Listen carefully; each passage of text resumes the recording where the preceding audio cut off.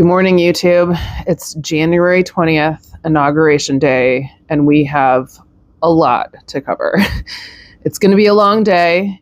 I hope that you guys are all doing okay after our migration over from TikTok. I know that there are still a lot of people on TikTok saying something feels off, something feels wrong. Yeah. Yeah. We live in a new world, and I can't emphasize that enough. I think we should all be moving a little differently. I think we need to respect that we don't understand what we're dealing with yet. I know I feel in my gut that I'm going to be more cautious because I want to be able to continue communicating with you guys. I'm probably already on a list. I might be on several of them. And I am not going to do anything to jeopardize my ability to continue to have these conversations with you. You're going to notice me swearing less on both platforms. I am going to be more cautious with the things I say. I will find ways to say them. Let's leave it at that. So there are over 200 executive orders planned for today, day one of Trump's presidency. The top items for him, in particular, as we know, border control. So some of the things that they're planning for border control, they are moving military forces to the Mexican border. They are going to require asylum seekers to remain in Mexico while they're waiting for their court dates. I have a lot of questions about how all of this is going to work. Are there checks and balances in this country? Are people within our government, within our current government, going to be able to stand up to this? I don't know. I can't answer those questions for you. I think that we are in an unprecedented time. Some of these things may go through, some of them may not. I think there's going to be a lot of chaos. I think we can all see that already. I think it's easy to anticipate the chaos. There's already fighting, and we're going to get to that. His plans are essentially to undo a lot of what Biden has already done. He's going to be undoing executive orders that are related to government reform, energy, DEI, etc. So the Department of Government Efficiency, which was meant to be Elon Musk and Vivek Ramaswamy. There are rumors that Vivek is leaving. I didn't dig into that. Let's just wait until things happen. I don't want us expending so much of our energy on what ifs. The what ifs this year, your room's going to be wallpapered with what ifs. Let's leave it at that. It's going to be a year that is so unpredictable. So again, I am really putting my focus on what we know for sure. It's the reason why you won't hear me speculating a lot about what's happening with TikTok. It's interesting. I don't have the energy. So the Department of Government Efficiency, though, is going to be focused on eliminating job protections for federal workers. I know that this is an incredibly devastating piece of news for a lot of families in this country. I've gotten DMs from people on TikTok who are government employees, and I can't imagine having devoted my life to an industry and then finding out that I've lost my pension. Again, we're in for a really bumpy ride this year. So Trump is also going to be halting spending on the Green New Deal. And what that means in particular is that they're going to be attempting to open up offshore drilling again. We are at a tipping point with climate change, and to me, this is the piece that's the hardest to think about because we don't have data that goes past this point that we're at. So we don't even know what's going to happen if we A, do nothing, or if we B, continue to cause more damage. I think that's where I'm going to try to stop my mind from even going there. We're really going to have to try to take this one day at a time, again, so that you don't spin out, so that I don't spin out, so that we can focus on what we can control, which frankly isn't a lot. but we can continue to find ways to tell each other what's really going on to support each other. They're also going to be targeting regulations around electric vehicles. This is where it gets interesting again. There's sort of two groups of people that are fighting for Trump. The oligarchy and also the populists, the MAGA populists like Steve Bannon. And we're going to touch on that a little bit more in a minute. So this is a Trump quote about his planned executive orders. With a stroke of my pen, I will revoke dozens of destructive and radical executive orders and actions of the Biden administration. And by this time tomorrow, they will be null and void. You know, I probably should have spent some time looking this up because I have a lot of questions.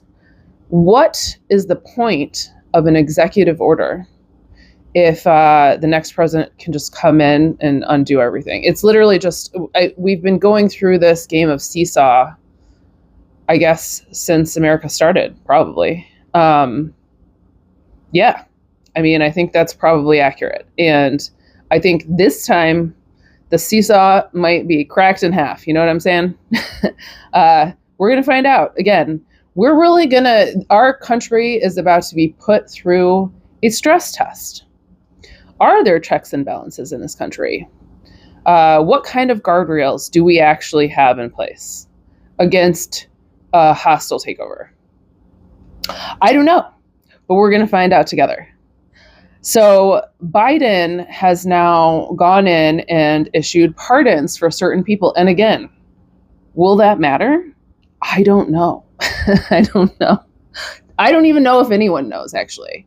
I don't know what they're able to do if they, for instance, fire all of the FBI and replace them.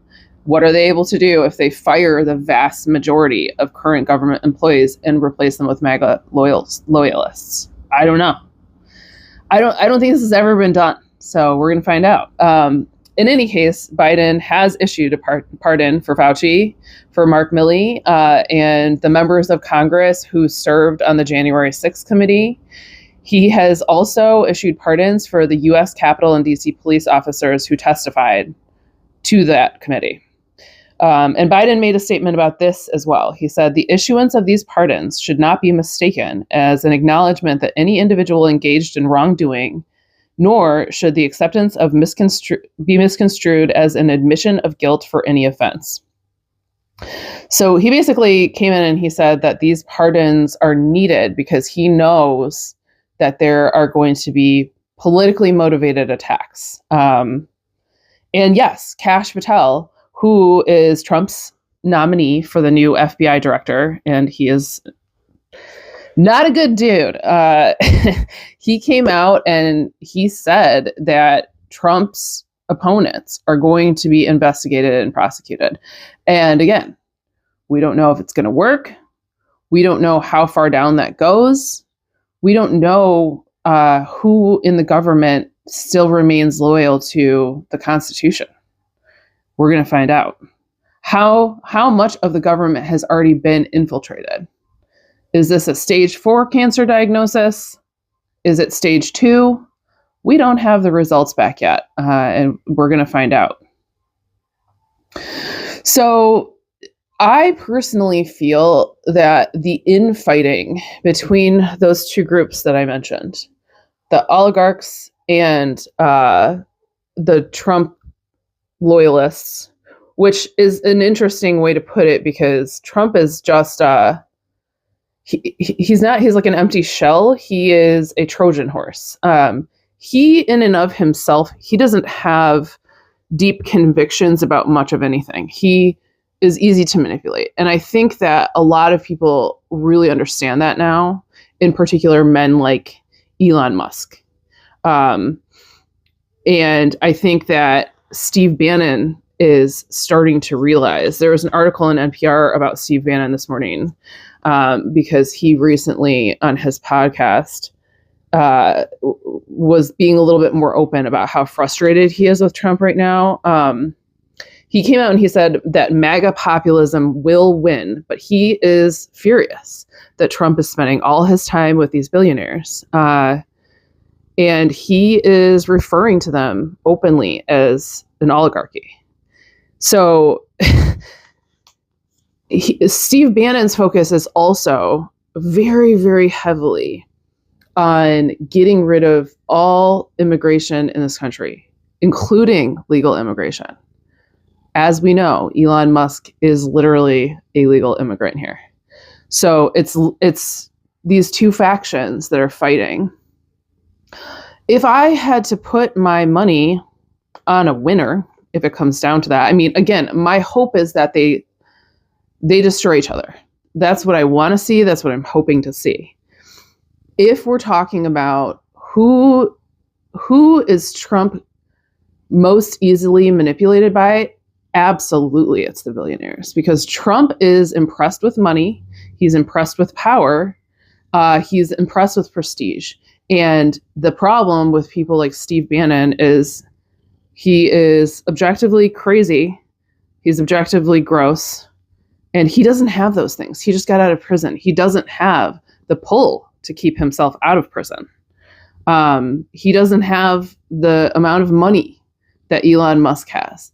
Elon Musk probably understands this about Trump. And that's probably why he was able to swoop in and be like, hey, you're with me now, kid. And it worked. So I personally see this. I'm hesitant to say this on this particular channel. You know, the people with the white hoods, I think that Steve Bannon and his coalition are the people with the white hoods. And I think that the billionaires in this country, while they may hold a lot of opinions that are extremely repugnant, they also understand that you have to have immigration in this country for it to function. And their only concern is money. So it's sort of like being fought over by two stepdads, both of whom are absolutely disgusting and horrible. And we're just like, there isn't a lot that we as citizens can do during this time other than, again, I think we should get out of the way, stay in communication, pay attention to what you're spending your money on. That third item, I'm going to say this in every video because it is your power. Your power is your money. Your power is your wallet. And I would highly advise everyone to be extremely cautious with their spending this year. I think everyone, whether you're working for the federal government or you're in an industry that you feel is highly protected, I think you should start brainstorming about ways to make money on the side because we do not know what's coming. We do not know what's coming. It's going to be an unprecedented and wild 4 years. And it's not just about the United States of America. It's also about climate change. We also have to prepare for things like what just happened in the LA area to happen in places where it's never happened before. And I'm not necessarily suggesting that you go become a prepper, but I am suggesting that you steel yourself internally. And if you don't know what I mean when I say that, I mean, like, brace yourself, ground yourself. Again, I'm going to be a little bit of a broken record here because I want to see people emotionally and mentally prepared to the best of their abilities for what we are up against. We have a long way to go. I think if you have the ability to grow your own food or contribute to a local community garden plot, it's not a bad idea. It's not a bad idea. You know, my grandparents, they lived through the Depression and they had the most impressive, incredible garden. They had every kind of fruit tree, every kind of vegetable, every kind of fruit. My grandpa even made maple syrup and wine on his property. They had 25 acres in a little tiny town. I think the town population is like still to this day like 1,000 people. It's in the middle of nowhere. My grandparents are gone now. But the reason they did that is because they learned you cannot rely on the government for anything. And that was a widely held belief at one time. We have become extremely comfortable and extremely complacent.